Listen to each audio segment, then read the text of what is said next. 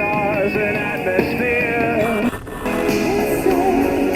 Take my breath away.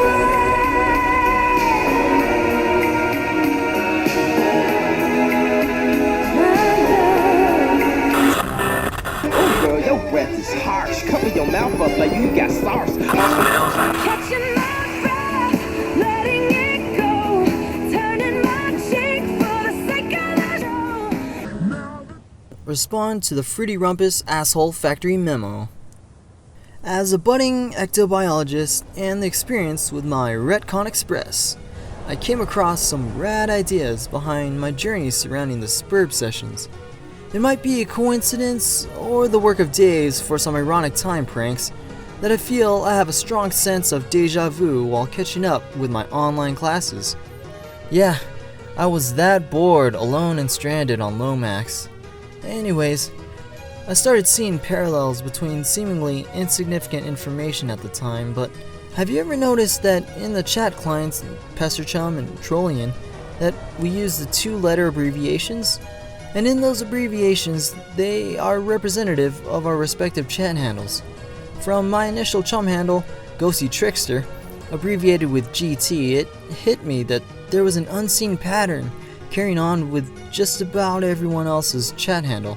I know what you're thinking. There really is no pattern here. And then I started thinking like Nick Cage from National Treasure to piece together clues.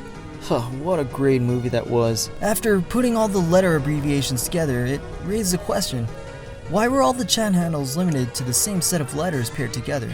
It wasn't until I thought back to a classic sci-fi thriller called Gattaca, where Ethan Hawke plays opposite of Jude Law in a futuristic Prince and the Pauper story.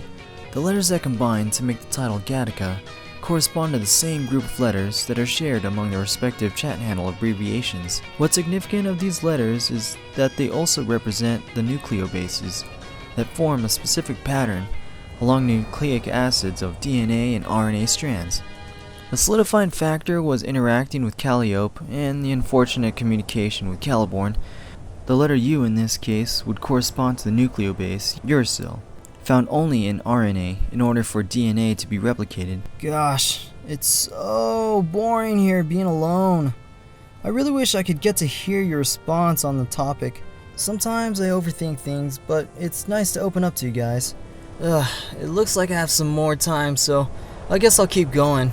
I feel like I'm on to revealing the man behind the curtain that actually turns out to be the Wizard of Oz, at which point we'll all have a good laugh saying, man, that was a good joke, incorporating clues, disguising ways in which we'd later dig deeper to create a mystery with the mastermind saying, ha ha ha ha, made you learn. That'd be the best nerdy punchline ever. By now, I was determined to find more significance in other breadcrumbs leading to more nuggets of knowledge.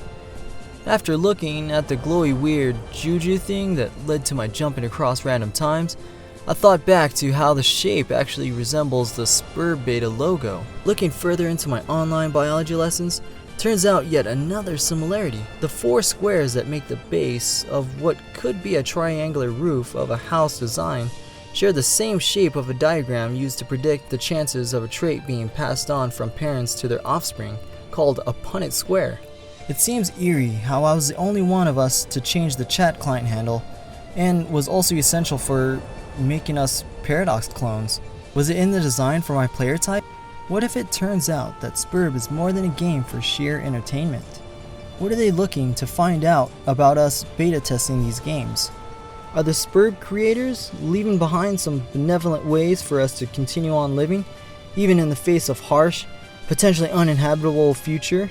I can't help but feel a slight anxiety from thinking that far into the hypothetical standpoint, but I also find it kind of funny that we can learn something useful simply by playing a game.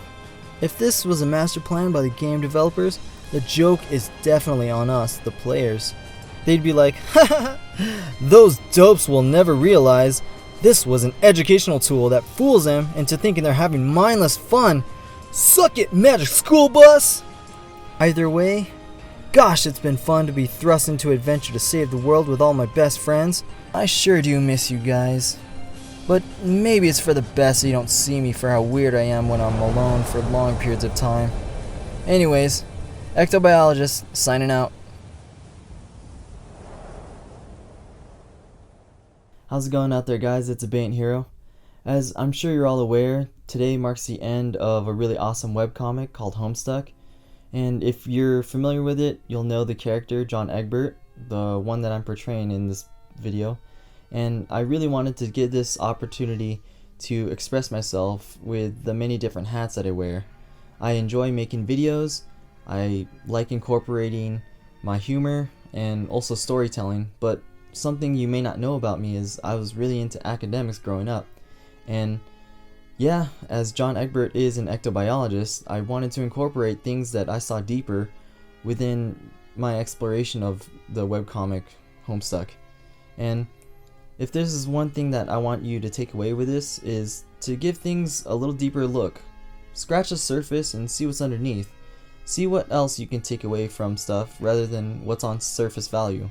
If you guys enjoyed this content and would like to see more, make sure to show some love to that subscribe button, and you'll be sure to get notifications of my new videos. Until next time, happy cosplaying, keep on dancing, I'll see you later.